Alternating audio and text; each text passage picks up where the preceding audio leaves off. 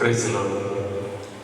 கர்த்தரும் மீட்பரும் இரட்சகருமாயிருக்கிற இயேசு கிறிஸ்துவின் இனிதான நாமத்தினாலே உங்களுக்கு வாழ்த்துக்களையும் வந்தனங்களையும் தெரிவித்துக் கொள்கிறோம். இந்த சேனல் வழியாக உங்களை சந்திப்பதில் கிறிஸ்துவுக்குள் மிகுந்த மகிழ்ச்சி அடைகிறோம். இந்த பரிசுத்த நாளிலும் பரிசுத்த ஆவியான தேவனை துதிக்கும்படியே ஸ்தோத்தரிக்கும்படியே கர்த்தர் கொடுத்த நல்ல சாவகாசத்திற்காக ஆண்டவரை நாங்கள் துதிக்கிறோம், ஸ்தோத்தரிக்கிறோம். அடையப்பட்டிபுரம் டிவிஷன் சார்பாக உங்களுக்கு மனப்பூர்வமான வாழ்த்துக்களை தெரிவித்துக் கொள்கிறோம். கர்த்தர் நம் அனைவரையும் அதிகமாய் இந்த ஆவின் வாயிலாய் ஆசீர்வதிப்பாராக. கண்களை மூடி ஜெபம் செய்வோம். இந்த நாளிலும் இந்த ஜெபத்தை நடத்தபடி ஞானப்படை சிலத்தினுடைய ஊழியர்கள் பால்துறை ஐயா அவர்கள் ஜெபித்து இந்த ஆவனை ஆசீர்வாதத்தோடு ஆரம்பிப்பார்கள். யாவும் கண்கள் மூடி ஜெபம் செய்வோம். கிருபையும் இரக்கமும் அன்பும் நிறைந்த எங்கள் பரலோக பிதாவே, இந்த மனமகிழ்ச்சியான பரிசுத்த நாளினுடைய காலை வேளையிலே உடைய சமூகத்தை நோக்கி பார்க்கும்படிக்காக, நோக்கி ஆராதிக்கும்படிக்காக என் தேவன் கொடுத்த அளவில்லாத கிருபைகளுக்காக உமக்கு நன்றி செலுத்துகிறோம் தாவே.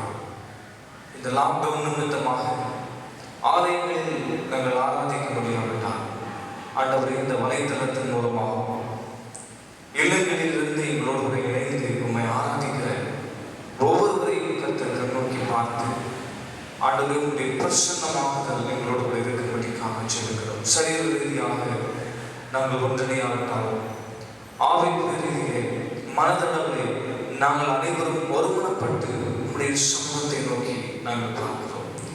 எங்கே 2-3 பேர்கள் நாமத்தின் நிமித்தம் கூடியிருக்கிறார்களோ அவர்கள் மத்தியில் மெய்யாகவே நான் பாசம் செய்தேன் இந்த சின்ன கர்த்தர் ஆண்டவரே. அப்பா, இல்லங்களிலும் ஆண்டவரை உண்மை நோக்கி ஒருமனப்பட்டு கூடியிருக்கிற ஒவ்வொருவரோடும் தேவனுடைய பிரசன்னமாகதிலிருந்து ஆண்டவரே இந்த ஆராதனை அவர்களுக்கும் ஆசீர்வாதமாக அமைய தேவன் உதவி செய்வதன்படிக்காக கெஞ்சுகிறோம். கர்த்தர்களுக்கு இம்மட்டும் போதுமானவராக இருந்து வருகிறதற்காக நன்றி செலுத்துகிறோம். கர்த்தருடைய கிருபை தொடர்ந்து ஆண்டவர் இந்த ஆராதனை மூலமாக வெளிப்படும்படிக்காக கெஞ்சுகிறோம். தேவனுடைய ஆசீர்வாதத்தை எதிர்பார்த்து இந்த காலை வேளையிலே உடைய முகத்தை நோக்கி நிற்கிற கர்த்தாவே, நிறையிறக்கம் செய்யுங்க. ஆண்டு மான்கள் நீருடைய வாஞ்சித்து கதறுவது போல இந்த ஆத்மாவுமே வாஞ்சித்து கதறுகிறது என்று சங்கீதக்காரன் சொல்வது போல உண்மை வாஞ்சித்து கதறினுடைய பிரசன்னத்தை நோக்கி நிற்கிறோம். எங்களை ஆசீர்வதித்து நிற்க இயேசு கிறிஸ்து மூலம் கேட்கிறோம் எங்கள் நல்ல பிதாவே. நம்முடைய பாடத்தில் 240வது பாடல், தாரும் மீட்பா நல்சியோனை தம் ரட்சணை சேவைக்கு தோளில் எம்மை முன்னெடுத்து தாரும் பெற்று அல்லேலூயா நாம் ஜெயம் பாடி கர்த்தருடைய நாமத்தை மையப்படுத்துவோம்.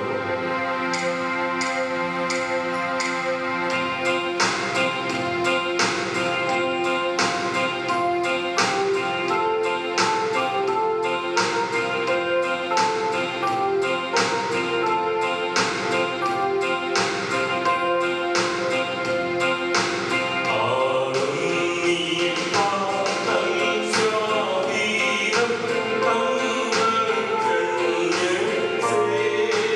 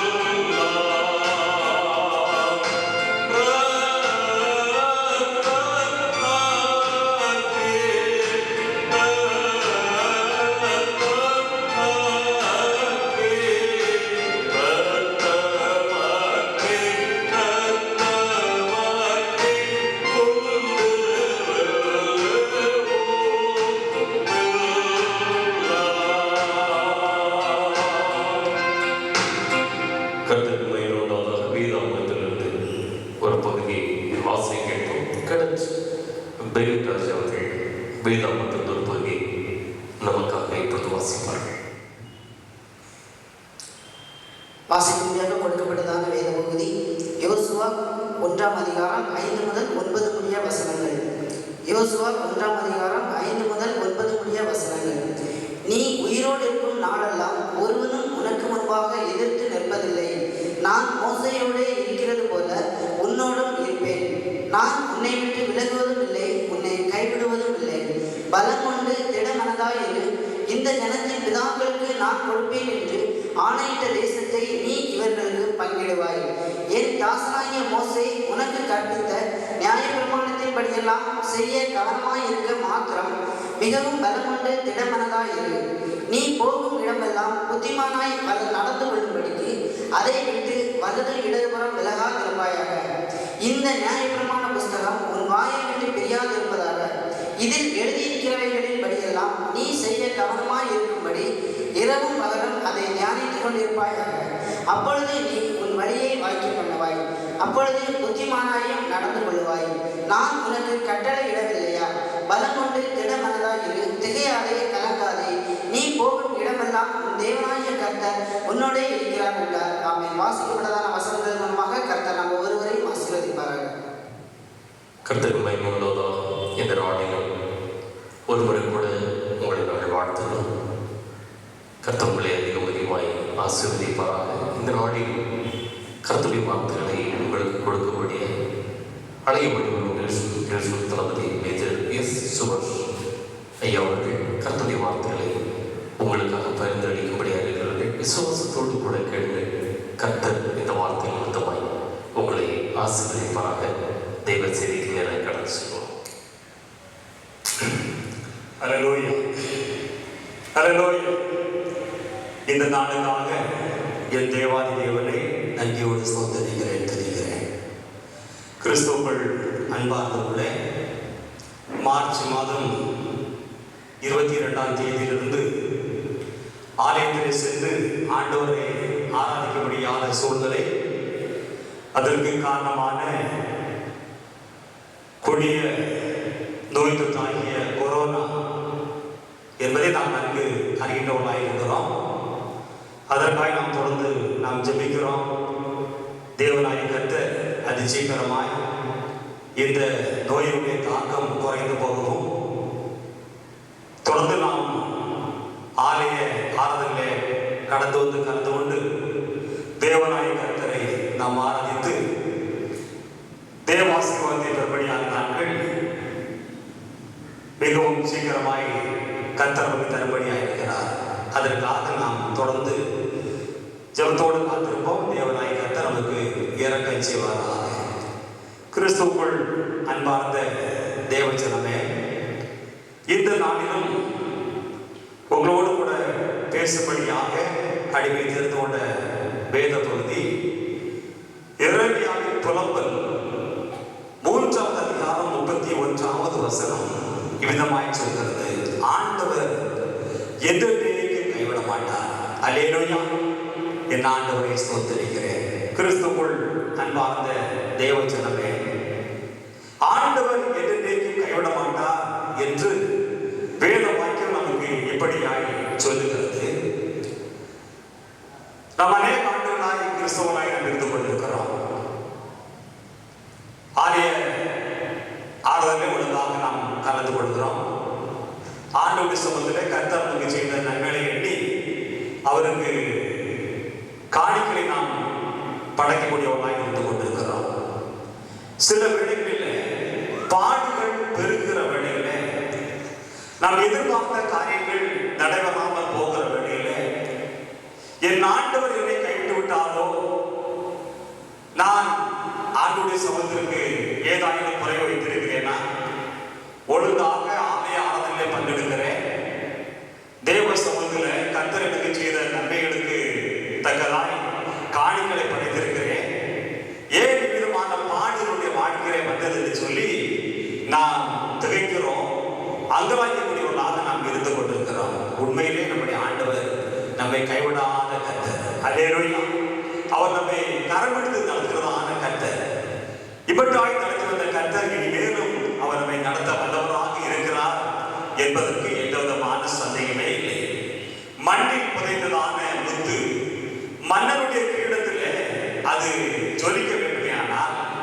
நிச்சயமாக சிற்பியானவன் பல முறை அதனை அடித்து முழு வடிவத்தை அவன் கொடுக்கிறான். அதற்கு பின்பதாகவே அது மன்னனுடைய இடத்திலே அது ஜொலித்து கொண்டிருக்கிறது. இதை போலதான் கிறிஸ்தவ ஜனங்களுடைய வாழ்க்கையில பலவிதமான பாடுகள் பிரயாசங்கள் வருகிற வழியில அந்த பாடுகளின் வாயிலாக நாம் ஆசீர்வாதங்களை நாம் பெறுகிறோம் என்பதற்கு எந்த விதமான சந்தேகம் இல்லை. இவைப்பது நான் உன்னை கைவிட்டேன், உருக்கமான இறக்கைகளால் உன்னை சேர்த்துக் கொண்டேன் என்று வேதம் நமக்கு கற்பிக்கிறது. பாடுகளுக்கு பின்பதாகத்தான் ஆசீர்வாதம் என்பதை நாம் நன்றாக அறிந்தவனாய் நாம் எடுத்துக் கொண்டிருக்கிறோம். வாசிக்க கேட்டதான யோசுவா 1ஆம் அதிகாரத்துல 5-6 வசனங்களை வாசிக்கும் பொழுது, நான் உன்னை விட்டு விலகுவதும் இல்லை, உன்னை கைவிடுவதில்லை என்று சொல்லி ஆண்டவர் இதோ மோசேயை தொடர்ந்து யோசுவா இஸ்ரவேல் ஜனங்களை நடத்தும்படியாய் வந்த வேளையில் அந்த யோசுவாவை பார்த்து ஆண்டவர் விதமான வார்த்தையை சொன்னார் என்று வேதம் நமக்கு தெளிவுபடுத்தக்கூடியவராக இருக்கிறது. அன்பிற்குரியவர்களே, ஆதியாகமம் 21ஆவது அதிகாரத்தில் 14வது வசனத்தை வாசிக்கிற வழியில அடிமைப்பெண்ணாகிய ஆகார் தன்னுடைய குமாரனாகிய இஸ்மவேலோடு கூட அவள் அறைந்து திரிகிற ஒரு நிகழ்ச்சி நாம் நன்றாக அறிந்த ஒரு பகுதியாக இருக்கிறது. குமாரனாகிய இஸ்மவேல் அவருக்கு அன்றைக்கு வயது 14 என்று வேதம் நமக்கு தெளிவாக குறிப்பிட்டிருக்கிறது. கொண்டு சென்றதான ஆகாரமும் தண்ணீரும் செலவழித்து போன சூழ்நிலையிலே துருத்தில் இருந்த தண்ணீர் செலவழித்த பின்பு அவள் பிள்ளையை ஒரு செடிகளை விட்டு, பிள்ளை சாகிறதை நான் பார்க்க மாட்டேன் என்று எதிராக அம்பு பாயும் தூரத்தில் போய் உட்கார்ந்து சத்தமிட்டு அழுதாள் என்று ஆதியாகமம் 21ஆவது அதிகாரத்தில் 15வது 16வது வசனத்தை வாசிக்கும் பொழுது வேத பகுதி இப்படியாய் சொல்கிறது. வயது 14, சிறு குழந்தை அல்ல, ஒரு வாலிபன் என்பதை அறிந்து கொள்ள முடிகிறது. அப்படியானால் கொண்டு சென்ற ஆகாரம் தண்ணீர் செலவழித்து போன சூழ்நிலையிலே மிகவும் பலனற்று போன ஒரு சூழ்நிலை என்பதை வேத பகுதி மூலமாய் நாம் அறிந்து கொள்ள வேண்டியது அவசியமாயிருக்கிறது. ஆகையினால் அந்த குழந்தையானது, அந்த வாலிப பையனானவன் ஜீவனை விடக்கூடியதான ஒரு இக்கட்டான சூழ்நிலைகளாக சென்று கொண்டிருந்தபடினாலே அவன் சாதனையுடைய கண்கள் காணப்படாது என்று சொல்லி அவள் தூரத்தில் போய் சத்தமிட்டு அவள் அழுதான் என்று வேதம் நமக்கு தெளிவாய் சொல்கிறது. அன்பிற்குரிய ஆண்டவருடைய பிள்ளைகளே, தேவனாகிய கர்த்தர் பிள்ளையின் சத்தத்தை கேட்டார். அல்லேலூயா. தேவதூதர் வானத்திலிருந்து ஆகாரை கூப்பிட்டு, ஆகாரே, உனக்கு என்ன சம்பவித்தது, பயப்படாதே. பிள்ளையின் இடத்திலே தேவன் அவன் சத்தத்தை கேட்டார் என்று ஆகாரோடு கூட பேசுகிறார். அவள் ஏறிட்டு பார்க்கிறபடியிலே ஒரு தண்ணீர் துறவை அவள் கண்டான் என்று 19வது வசனத்திலே வாசிக்கிறோம். அப்பொழுது அவள் ஒரு தண்ணீர் துறவை கண்டு போய் துருத்திலே தண்ணீர் நிரப்பி பிள்ளைக்கு குடிக்க கொடுத்தான் என்று வேதம் தெளிவாய் சொல்கிறது. இந்த பேர்சபா என்கிறதான வனாந்தரத்திலே தண்ணீர் இல்லாத சூழலிலே கண்ணீரோடு கூட இருந்த வழியிலே தேவனாகிய கர்த்தர் இந்த ஆகாரையும் குமாரனாகிய இஸ்மவேலையும் கைவிடவில்லை என்று வேதம் நமக்கு தெளிவுபடுத்துகிறது. அல்லேலூயா. அப்படிப்பட்டதான் ஆண்டவர் நம்முடைய ஆண்டவராக இருக்கிறார். ஆகினாலே அவர் ஒருபொழுதும் நம்மை கைவிட மாட்டார் என்பதை நாம் கட்டாயம் ஒவ்வொருவரும் ஏற்றுக்கொள்ள வேண்டியது அவசியமாக இருக்கிறது. ஆதியாகமத்தில் 22வது அதிகாரத்தை நாம் வாசிக்கிற வேளையில ஆபிரகாம் 100 வயதாக இருக்கிறார். அவருடைய மனைவியாகிய சாராளுக்கோ வயது 90 என்பதாய் ஆதியாகமத்தில் 17 வசனத்தை வாசிக்கும் பொழுது வேதம் நமக்கு தெளிவாய் சொல்கிறது. இவ்விதமாய் இந்த வயதிலிருந்த நாட்களிலே தேவனாகிய கர்த்தர் ஒரு குழந்தையை கொடுக்கிறார். அவருடைய பெயர் ஈசாக் என்று வேதம் நமக்கு தெளிவுபடுத்துகிறது. 22வது அதிகாரத்தில் 2வது வசனத்தை வாசிக்கும் பொழுது, அப்பொழுது அவர் உன் புத்திரனும் உன் ஏகசுதனும் உன் தேசகுமாரனும் ஆகிய ஈசாக்கை நீ இப்பொழுது அழைத்துக் கொண்டு மோரியா தேசத்துக்கு போய் அங்கே நான் உனக்கு குறிக்கும் மலைகளுக்கு மேல் அவனை தகன பலியாக பலியிட்டு சொல்லி சொல்கிறார். 100வது வயதிலே 90வது வயதிலே தேவனாகிய கர்த்தர் இதை கொடுத்த குழந்தை ஈசாக்கு. இந்த குழந்தையை நான் காண்பிக்கிற இடத்திலே கொண்டு போய் பரிசெலுத்து என்று ஆண்டவர் அந்த வார்த்தையை அவர் ஏற்றுக்கொண்டார் என்று 3வது வசனத்திலே ஆபிரகாம் அதிகாலையில் எழுந்து தன் கழுதை மேல் சேணம் கட்டி தன் வேலைக்காரர்கள் 2 பேரையும் தன் குமாரன் ஈசாக்கை கூட்டிக் கொண்டு தகன பலிக்கு கட்டைகளை பிளந்து கொண்டு தேவன் தனக்கு குறித்த இடத்திற்கு புறப்பட்டு போனார் என்று ஆதியாகமம் 22வது அதிகாரத்திலே 3வது வசனத்திலே நம்மால் அறிந்து கொள்ள முடிகிறது. அருமையான ஆண்டவருடைய பிள்ளைகளே, 8வது வசனத்திலே ஆபிரகாம் இதோ குமாரனாகி ஈசாக்கை கேட்ட கேள்விக்கு அவர் பதில் கொடுக்கிறார். அப்பா, இதோ நாம் பரிசுத்தபடியாய் போகிறோம், நெருப்பு கட்டை இருக்கிறது, தகன பலிக்கு ஆட்டுக்குட்டி எங்கே என்று சொல்லி குமாரனாகி ஈசாக்கை கேட்கிற வழியிலே தகன பலிக்கான ஆட்டுக்குட்டியை கர்த்தர் பார்த்துக் கொள்வார் என்று தன்னுடைய மகனுக்கு அவர் சொன்னார் என்று இந்த 8வது வசனத்திலே வாசிக்க முடிகிறது. அவர் செய்த காரியங்களை பார்க்கும் பொழுது தேவன் அவருக்கு சொல்லியிருந்த இடத்துக்கு வந்தார்கள். அங்கே ஆபிரகாம் ஒரு பலிபீடத்தை உண்டாக்கி கட்டைகளை அடுக்கி தன் குமாரனாகி ஈசாக்கை கட்டி அந்த பலிபீடத்தில் அடுக்கிய கட்டளை மேல் அவனை கிடத்தினான். ஆபிரகாம் தன் குமாரனை வெட்டும்படிக்கு தன் கையை நீட்டி கத்தியை எடுத்தான். அப்பொழுது கர்த்தருடைய தூதனான வானத்திலிருந்து ஆபிரகாமே, ஆபிரகாமே என்று கூப்பிட்டார். அவன் இதோ அடியேன் என்றான். அப்பொழுது அவர் பிள்ளையாண்டார், உன் கையை போடாதே என்று சொல்லி ஆண்டவர் தடுத்து நிறுத்தினார். அல்லேலூயா, ஆண்டவரை ஸ்தோத்திரிக்கிறேன். மாறாக முற்போதுகளை சிக்கியிருந்த ஆண்டை எடுத்து அவன் பலியாய் செலுத்தினான் என்று வேதம் நமக்கு தெளிவாய் சொல்கிறது. இப்படியாய் வேதாகமத்திலே நாம் வாசிக்கிறபடியிலே அநேக காரியங்களை நம்மால் சொல்லிக்கொண்டே போக முடியும். அருமையான ஆண்டவருடைய பிள்ளைகளே, மட்டுமின்றி ஆதியாகமம் 22வது அதிகாரத்திலே 17வது வசனத்திலே இவ்விதமாய் அவருடைய வார்த்தைக்கு கீழ்ப்படுத்தப்படுகிறார். நான் உன்னை ஆசீர்வதிக்கவே ஆசீர்வதித்து ஒரு சந்ததியை வானத்து நட்சத்திரங்களை போலவும் கடற்கரை மணலை போலவும் பெரும்படும் என்று சொல்லி சொன்ன கர்த்தர் அமிதமாக கூட நடத்தினார் என்று சொல்லி சொன்னால் மிகையாகாது. கிறிஸ்துவுக்குள் அன்பார்ந்தவர்களே, இஸ்ரவேல் ஜனங்கள் ஆரம்ப நாட்களில் எகிப்து தேராய் கடந்து சென்றவர்களே, அங்கிருந்து தானே யோசேப்புடைய மனைவி பிள்ளைகள் இவரோடு கூட சேர்ந்து மொத்தமாக 70 பேர் என்று வேதம் நமக்கு தெளிவாய் சொல்கிறது. இந்த 70 பேரை கொண்டு ஆண்டவர் மிகுதியான ஜனக்கூட்டத்தை பருகி பெருகும்படியாக செய்தார் என்பதாக வசனத்தின் வாயிலாக நம்மால் அறிந்து கொள்ள முடிகிறது. பிரத்யேகமாக 400 வருஷ காலமாய் இவர்கள் உபத்திரப்பட்டதான நாட்களை ஆதியாகமம் 15வது அதிகாரத்தில் 13வது வசனத்தை வாசிக்கிற வழியில அவர்கள் 400 வருஷ காலம் உபத்திரப்படுவார்கள் என்றும் அது நிச்சயமாக நீ அநேகமாய் என்று சொன்ன அந்த வார்த்தையின்படியாக 400 வருஷ காலம் அவர் உபத்திரவத்தின் காலத்தில் இருந்து கொண்டிருக்கிறார்கள். 30 வருஷ காலம் மனச்சோடு கூட ஜீவித்த நாட்கள். ஆனால் 430 வருஷங்களுக்கு பின்பதாக தேவனாகிய கர்த்தர் மோசேயை கொண்டு அந்த ஜனங்களை அவர் நடத்த சித்தப்பட்டார் என்பதாக வேதம் நமக்கு தெளிவாய் சொல்கிறது. அமிதமாய் கடந்து வந்த வழியில பலவிதமான பாடுகளை இந்த இஸ்ரவேல் ஜனங்கள் அனுபவிக்க வேண்டியதான ஒரு இக்கட்டான சூழ்நிலை இருந்தது. பிரத்யேகமாக யாத்திராகமத்தில் 12வது அதிகாரம் 37வது வசனத்தை வாசிக்கும் பொழுது பிள்ளைகள் தவிர 6 லட்சம் புருஷர்கள் என்று வேதம் நமக்கு தெளிவுபடுத்துகிறது. முன்னாலே செங்கடல், பின்னாலே பார்வோனுடைய சேனை, ஜனங்கள் முறுமுறுக்கிறார்கள். நாங்கள் எகிப்திலே இருந்து எங்களுடைய தேவைகளை கட்டாயம் சந்தித்திருக்க கூடுமே, அப்படிப்பட்டதாக சூழ்நிலையில் ஆதரவளிக்கு இந்த முன்னாலே செங்கடலை நாங்கள் வந்து விழுந்து சாகிற ஒரு இக்கட்டான சூழ்நிலையில நாங்கள் இருந்து கொண்டிருக்கிறோம் என்று சொல்லி பாரத்தோடு கூட இருந்த வேடை கொடுத்து கூட வசனத்துல நம்மால் அறிந்து கொள்ள முடிகிறது. பின்தொடர்வதோ பார்வோனின் சேனை, முன்னேறாமல் தடுப்பதோ சமுத்திரம். பின்தொடர்வதோ பார்வோனின் சேனை, முன்னேறாமல் தடுப்பதே சமுத்திரம்.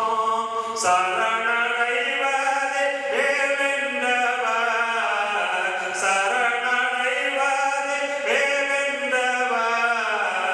பரன் இயேசு அப்பொழுதும் கைவிடவில்லை.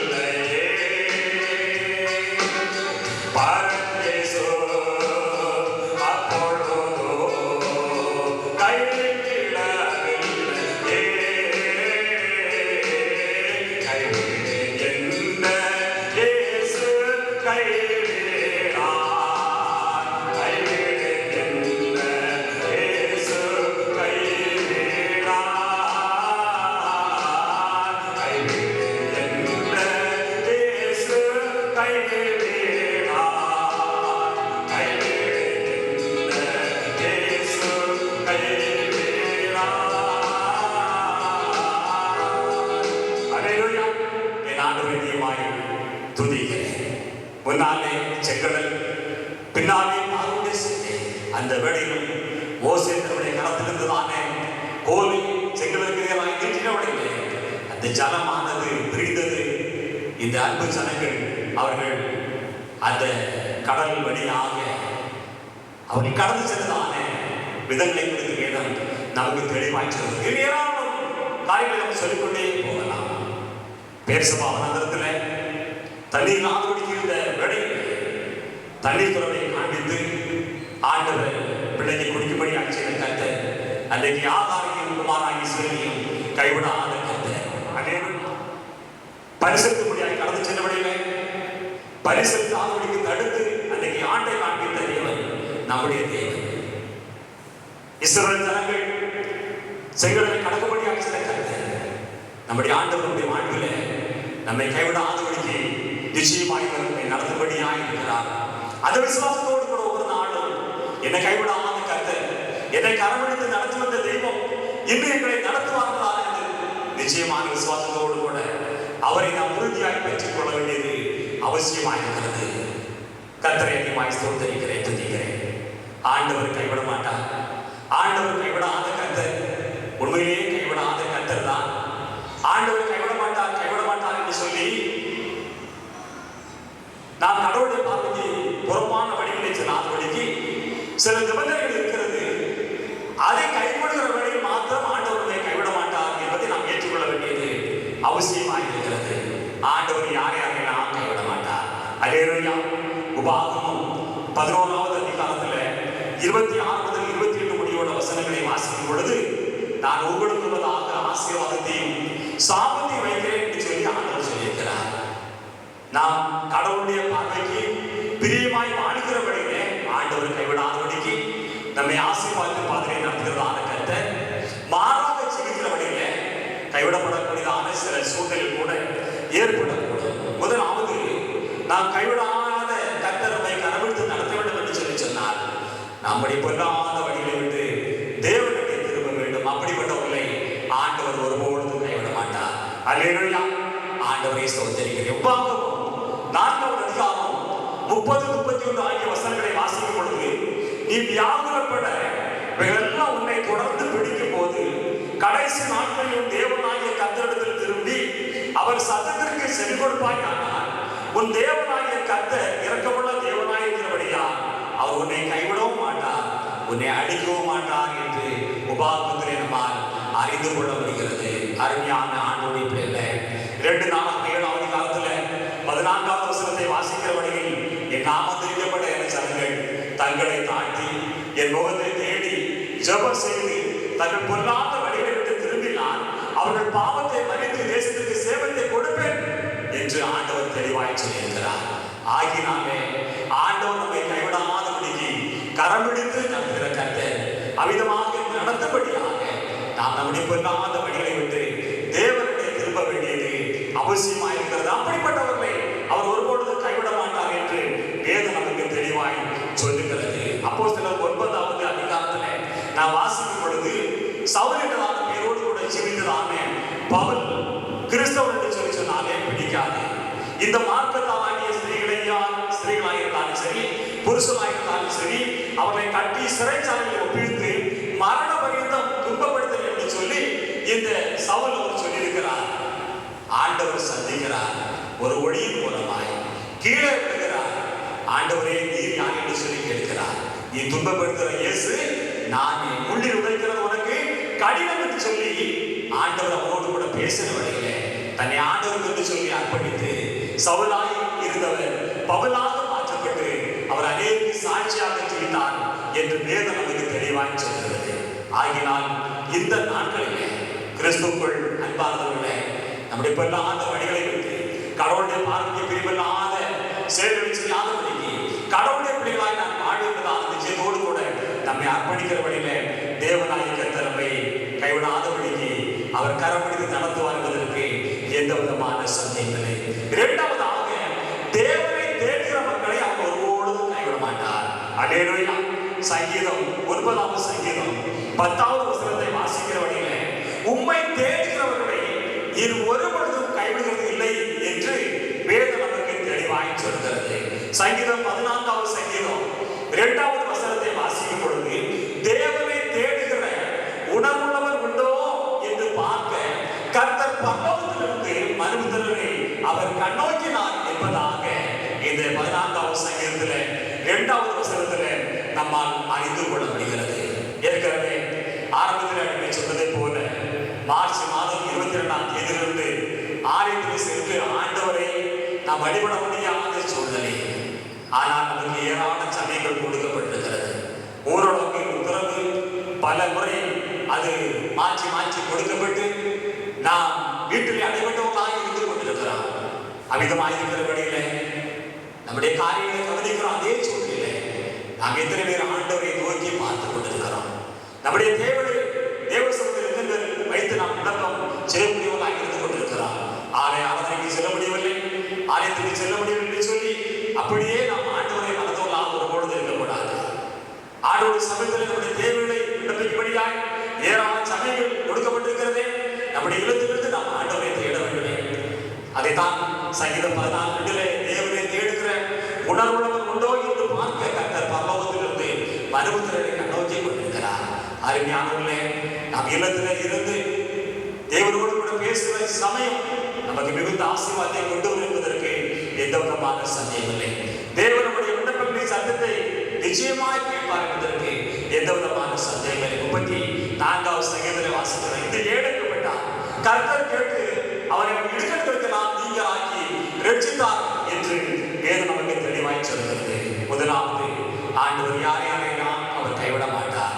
இதோ பொல்லாத வழிகளை விட்டு தேவனை திரும்புகிறவர்களை அவர் கைவிட மாட்டார். இரண்டாவதாக, தேவனை தேடுகிற மக்களை அவர் கைவிட மாட்டார். மூன்றாவதாக, பரிசுத்தமாய் தங்களை காத்துக் கொள்கிற நீதிமானை அவர் கைவிட மாட்டார் என்று சங்கீதம் 37வது சங்கீதம் 25, 28, 29 ஆகிய வசனங்களை வாசிக்கும் பொழுது சங்கீதக்காரனாகிய தாவீது சொல்கிறார், நான் இளைஞனாயிருந்தேன், முதிர் வயது உள்ளவனுமானேன், நீதிமான் கைவிடப்பட்டதையும் அவன் சந்ததி அப்பத்துக்கு இறந்து திரிகிறதையும் நான் காணவில்லை என்று அவர் சொல்லியிருக்கிறார். ஆம், இதுதான் உண்மை. அருமையான ஆண்டவருடைய பிள்ளைகளை, கிறிஸ்தவன் என்றால் பேரோடு கூட சிரித்து கொண்டிருக்கிறார். அப்படியானால் கிறிஸ்து நம்மளே இருக்கிறார், அவர் நம்மளே வாசம் செய்கிறார். அப்படியானால் நம்மை நாமே அர்ப்பணித்து நம் பரிசுத்த ஜீவன் செய்யும்படியாக நம்மை தகுதிப்படுத்த வேண்டியது அவசியமாய் இருக்கிறது. அமிதமாய் நம்மை காத்துக் கொள்கிற வழியில ஆண்டவரை கைவிடாத கர்த்தர் என்று வேதம் நமக்கு தெளிவாக சொல்லுகிறது. நான்காவதாக, கிறிஸ்துவின் நாமத்தின் நிமித்தம் துன்பங்களை சகிக்கிறவர்களை அவர் ஒருபொழுதும் கைவிட மாட்டார் என்று வேதம் நமக்கு தெளிவாய் சொல்கிறது. அருமையானவர்களே, கடவுளை பணிச்சும்படியாய் அடிமையில் கடந்து வந்தோம். கடந்த காலங்களில் அநேக ஊழியக்காரர்கள் எண்ணினார்கள், ஊழியக்காரர்கள் எண்ணினார்கள். கடவுளுடைய பணியை தங்களால் இயன்ற அளவுக்கு அவர்கள் சிறப்பாக செய்தார்கள். அதன்படியாய் அவருடைய அன்பு பிள்ளைகள், அவருடைய வருங்கால சந்ததிகள் அநேக ஆசீர்வாதங்களை பெற்றுக்கொண்டது என்று சொல்லி சொன்னால் மிகையாகாது. ஊழியம் என்று சொல்லி நாம் பார்க்கிற வழியில அது பஞ்சமத்திலே தூக்குறதான அனுபவம் அல்ல. பலவிதமான பாடுகள், பலவிதமான வேதனைகள், கஷ்டங்கள், நஷ்டங்கள். இந்த வேலையெல்லாம் ஆண்டவருக்காக தங்களை அர்ப்பணித்து ஊழியம் செய்தபடினாலே, உண்மையாய் தங்களை அர்ப்பணித்து கடவுளுக்கு என்று சொல்லி ஊழியம் செய்தபடினாலே அருமையானவர்களை ஆண்டவர் கைவிடாதபடிக்கு அவர் நடத்தி வந்தார் என்று சொல்லி சொன்னால் மிகையாகாது. 2 கொரிந்தியர் 4வது அதிகாரத்தில் 8, 9 ஆகிய வசனங்களை வாசிக்கும் பொழுது, நாங்கள் எப்பக்கத்திலும் நெருக்கப்பட்டோம், ஒடுங்கி போவதில்லை, கலக்கம் அடைந்தும் மனமுறிவு அடைகிறதில்லை, துன்பப்படுத்தப்பட்டோம், கைவிடப்படுகிறதில்லை, கீழே தள்ளப்பட்டோம், நாங்கள் மடிந்து போவதில்லை என்று சொல்லி அப்போஸ்தலனாகிய பவுல் கொரிந்தியருக்கு வழியில அவர் விதமாய் எழுதக்கூடியவராக இருந்து கொண்டிருக்கிறார். அருமையானவர்களே, இந்த நாட்களிலும் கடவுளுடைய ஊழியத்தை செய்வதான ஒவ்வொரு ஊழியக்காரர்களுக்காக என் ஆண்டவரை அதிகமாய் ஸ்தோத்திரிக்கிறேன், துதிக்கிறேன். பிரதியமாய் அவர்களெல்லாம் கடவுளுடைய படிக்கிறது சொல்லி அனுப்பித்ததான அவருடைய பெற்றோர்களுக்காக ஆண்டவரை அதிகமாய் ஸ்தோத்திரிக்கிறேன், துதிக்கிறேன். அரசாங்க பணிகள் கிடைத்தது உண்டு. அந்த பணிகளை செய்த நாட்களில இந்த பணிகளை வேண்டாம் என்று சொல்லி கடவுளுடைய பணியை நாங்கள் செய்வோம் என்று சொல்லி கடந்து வந்த அநேக ஊழியக்காரர்கள் உண்டு.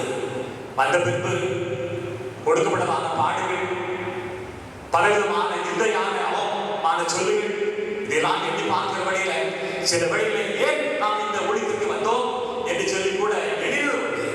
ஆனால் கர்த்தர் அவ்வப்போது அவர்களை அரவணைத்து அவரோடு கூட பேசி அவர் மூலமாய் தேவநாமத்தை ஆண்டவர் வெளிப்படுத்துவதற்காக ஆண்டவரை அதிகமாய் ஸ்தோத்தரிக்கிறேன், துதிக்கிறேன். கிறிஸ்துவுக்குள் அன்பார்ந்தவர்களே, கிறிஸ்துவின் நாமத்தில் நிமித்தம் துன்பங்களை சகிக்கிறவர்களை அவர் ஒருபோதும் கைவிட மாட்டார் என்று வேதம் சொல்கிறது. இன்னும் ஏராளம் சொல்லிக்கொண்டே போகலாம். 4 காரியங்களை எனக்கு உங்களோடு கூட பேசும்படியாய் ஆண்டவர் சித்தமிட்டால் மறுபடியும் ஞாபகப்படுத்தி நான் முடிக்கும்படியாய் நான் விரும்புகிறேன். முதலாவது, தங்கள் பொல்லாத வழிகளை விட்டு தேவனை திரும்புகிறவர்களை ஆண்டவர் ஒருபோதும் கைவிட மாட்டார். இரண்டாவதாக, தேவனை தேடுகிறவர்களை அவர் கைவிட்டதே இல்லை.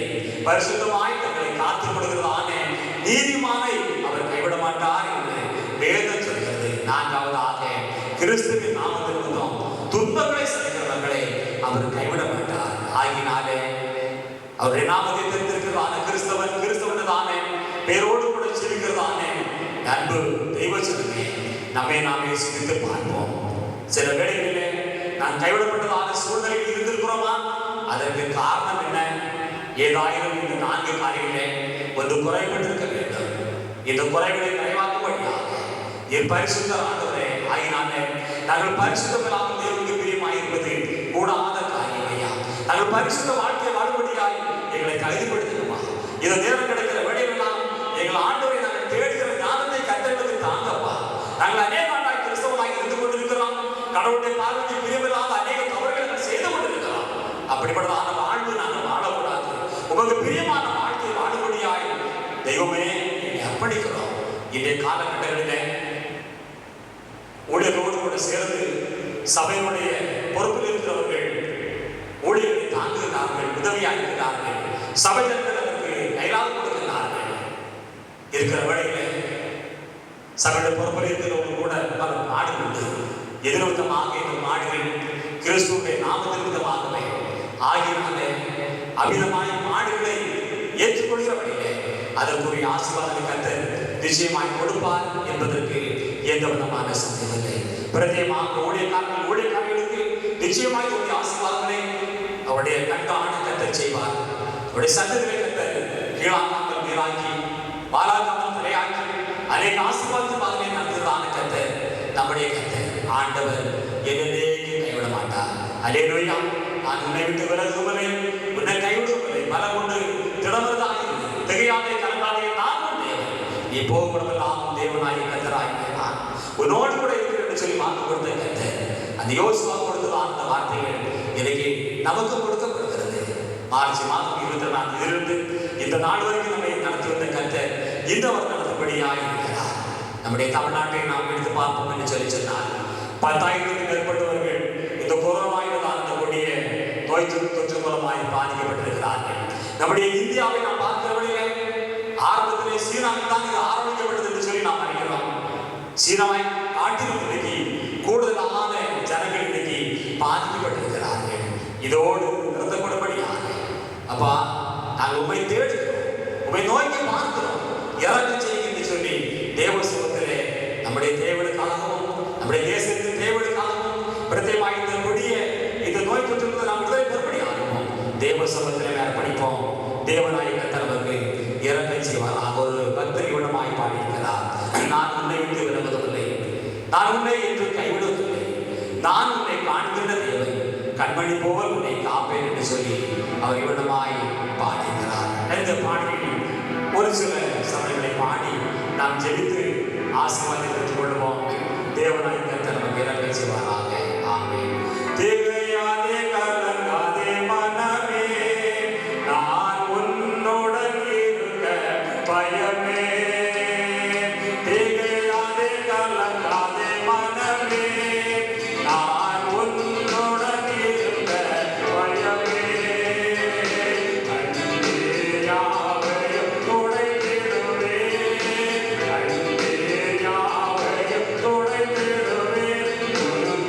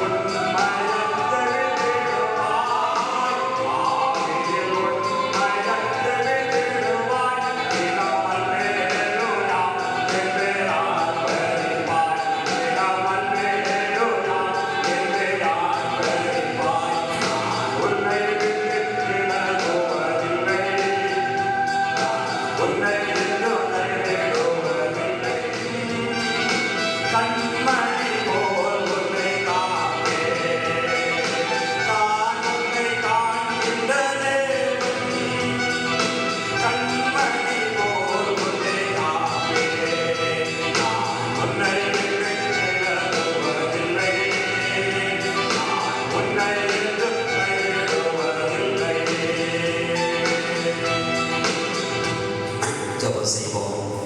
நீதியின் சூரியனாகிய எங்கள் அன்பின் தேவாதி தேவனே, ஆசீர்வாதமும் மகிழ்ச்சியுமான புனிதமான பரிசுத்தமான இந்த ஓய்வு நாளுக்காய் உமக்கு நன்றி அப்பா. இந்த மே மாதத்திலும் 16 நாட்களை நாங்கள் கடந்து வர கர்த்தர் சித்தப்படி இந்த 17ஆவது நாளிலே அப்பாவுடைய சமூகராய் இந்த விண்ணப்பங்களை எடுக்கும்படியாய் தாம் இந்த சாயத்திற்காய் உமக்கு நன்றி அப்பா. இந்த ஆராதனையில் உடைய கிருபை தங்கினவைக்காய் உமக்கு நன்றி ஆண்டவரே. எங்களுக்கு அல்லப்பா, எங்களுக்கு அல்ல, இவைகள் மூலமாய் தம்முடைய நாமம் தொடர்ந்து மையப்பட்டு கொண்டிருக்கிற கிருபைக்காக ஸ்தோத்திரம் ஐயா. தேசத்திற்காய் தேச தலைவர்களுக்காய் நாங்கள் ஜெபிக்கிறோம். இந்த நாட்டில் கொடிய நோய் தொற்றாய் இருக்கிறதான கொரோனாவுக்காய் நாங்கள் ஜெபிக்கிறோம் ஐயா. பாதிக்கப்பட்டதான ஜனங்களுக்காய் ஜெபிக்கிறோம். கர்த்தாவே, குணமாக்குகிற கர்த்தர் இறக்க செய்யும்படியாக நாங்கள் ஜெபிக்கிறோம். தொடர்ந்து இந்த நோய் தொற்று ஆண்டவரே பரவாதபடிக்கு என் ஆண்டவரால் கூடாத காரியம் ஒன்றுமில்லை, தாம் சொல்லாது கட்டிடம் இருக்கும் விசுவாசித்தால் தேவனுடைய மகிமை கட்டாய் சொல்லுகிறே ஸ்தோத்திரம் ஆண்டவரே. இறக்க பாராட்டும்படியாக உடைய சமூகத்தில் விண்ணப்பங்களை ஏறெடுக்கிறோம் ஐயா. தெய்வமே உமக்கு நன்றி, உமக்கு நன்றி. உடைய இந்திய தேசத்திற்காக நாங்கள் ஜெபிக்கிறோம் ஐயா. தேச தலைவர்களுக்காக நாங்கள் ஜெபிக்கிறோம். கர்த்தர் ஆசீர்வதிங்க. எங்களுடைய தமிழ்நாட்டிற்காக நாங்கள் ஜெபிக்கிறோம். கர்த்தர் பொறுப்பேற்றுக் கொள்ளுங்கப்பா. நாகிற ஒரு ரட்சணை சேனைக்காக நாங்கள் ஜெபிக்கிறோம் ஐயா. கிறிஸ்தவ மார்க்கங்களுக்காக உமக்கு நன்றி சொல்கிறோம். கிறிஸ்தவ ஜனங்களுக்காக நாங்கள் ஜெபிக்கிறோம் ஐயா. தெய்வமே உமக்கு நன்றி, உமக்கு நன்றி அப்பா. பிரத்யமாய் இந்திய தென்கிழக்கு மாகாணத்திற்காக ஜெபிக்கிறோம். சேனை தலைவர்களுக்காக நாங்கள் ஜெபிக்கிறோம். நாளைய நிமிஷத்துக்காக நாங்கள் ஜெபிக்கிறோம். கர்த்தாவே 35 திருச்சபைகளுக்காக நாங்கள் ஜெபிக்கிறோம் ஐயா. பணிசுரை எல்லா ஊழியக்காரர்கள் அவர்கள் குடும்பங்கள், அன்பு சபை ஜனங்கள், லோக ஆபீசர் அனைவருக்காக நாங்கள் ஜெபிக்கிறோம். இன்றைய ஆராதனையிலும் உங்களுடைய கிருபைகளோடு தங்கினவைக்காய் ஸ்தோத்திரம். ஆராதனை பொறுப்பை எடுத்திருந்தான டிஎஸோடு உடைய கிருபை தங்கினவைக்காய் ஸ்தோத்திரம். கர்த்தாவே, ஆண்டவரே, ஜெபத்தோடு கூட ஆரம்பித்தோம் ஐயா. டாக்டர் பாம்பரை அவர்கள் ஜெபித்த ஜெபத்திற்காக உமக்கு நன்றி ஆண்டவரே. கர்த்தாவே, ஸ்தோத்திரம் வாசித்தவருடைய திரு வசனங்களுக்காக உமக்கு நன்றி. அடிமையோருமாய் தம்முடைய வார்த்தையை வெளிப்படுத்தி உமக்கு நன்றி ஆண்டவரே. கர்த்தாவே, ஸ்தோத்திரம் ஐயா. ஒருவருக்கு கூட எங்களுடைய காலத்திலே ஒப்புக்கொண்டு அர்ப்பணித்து நாங்கள் ஜெபிக்கிறோம். ஆண்டவர் கைவிடாத கர்த்தர், எங்களை நேசிக்கிற கர்த்தர், எங்களை கரப்படுத்தி நடத்தி வந்தவர்களுக்காக உமக்கு நன்றி ஆண்டவரே. எங்கள் பொருளாத வழிகளை விட்டு நாங்கள் உடையிலே திருமுறை ஞானத்தை கத்த தருபடியாக ஜெபிக்கிறோம். உமை தேடுகிறதான ஞானத்தை கத்தலை தருபடியாக ஜெபிக்கிறோம். பரிசுத்தமாக எங்களை காத்துக்கொள்கிற ஞானத்தை தருபடியாக ஜெபிக்கிறோம். உங்களுடைய நாம நிறுவனம் கத்தாவே துன்பங்களை சகிக்கிறவர்களாய் வாழ கத்தரை கைதுபடுத்தும்படியாக ஜெபிக்கிறோம். கத்தாவே, ஒவ்வொரு வாரமும் கடந்து வந்து எங்களை உதவியாக இருக்கிறதான கத்தாவே யூத் மிஷன் டீம்ல அங்கமாக இருக்கிறதான எங்கள் தம்பி கத்தாவே ஸ்தோத்திரம் செய்கிற இந்த பெரிய உதவிகளுக்காக எனக்கு நன்றி. அவரது குடும்பங்களுக்கு அந்த இல்லாமல் ஆசீர்வதிங்க. தொடர்ந்து நாம மேம்படட்டும். விடப்பெற்று வர வேண்டிய நன்மைகள் ஆசீர்வாதங்கள் ஏராளம் உண்டப்பா. வர இருக்கிற வாரத்திலும் இவ்விதமாய் கத்தாவே ஸ்தோத்திரம், நாங்கள் உங்களுடைய வார்த்தையை கேட்டு மகிழ்ந்து ஆண்டவருக்கு என்று சொல்லி எங்களை அர்ப்பணிக்கப்பட்டும் நம்முடைய மாறாத கர்த்தால் தாங்கும்படியாக நாங்கள் சொல்லிக்கிறோம். கத்தாவே, சார் வாயிலாக யார் யார் இந்த ஆராதனை பங்கெடுக்கும்படியாக இருக்கிறார்களோ, உங்களுடைய வார்த்தையை கேட்கும்படியாக இருக்கிற எல்லா ஜனங்களுக்கும் இந்த ஆசீர்வாதத்தை கொண்டு வரும்படியாக நாங்கள் சொல்லிக்கிறோம். காத்துக் கொள்ளுங்க, வழி நடத்துங்க, ஒற்றுபடியை கண்பாருங்க. இயேசு கிறிஸ்துவின் இன்ப நாமத்தில் ஜெபிக்கிறோம் எங்கள் ஜீவனுள்ள பிதாவே, ஆமென். ஆசீர்வாதப்படி ஆண்டவராகிய இயேசு கிறிஸ்துவின் கிருபையும் பிதாவாகிய தேவனுடைய அன்பும் பரிசுத்த ஆவியானவரின் ஐக்கியமும் சமாதானமும் இன்றும் என்று சதா காலமும் நம் அனைவரோடு நிறைவாய் தங்கியிருப்பதாக. ஆமென், ஆமென். ஹல்லேலூயா, ஹல்லேலூயா.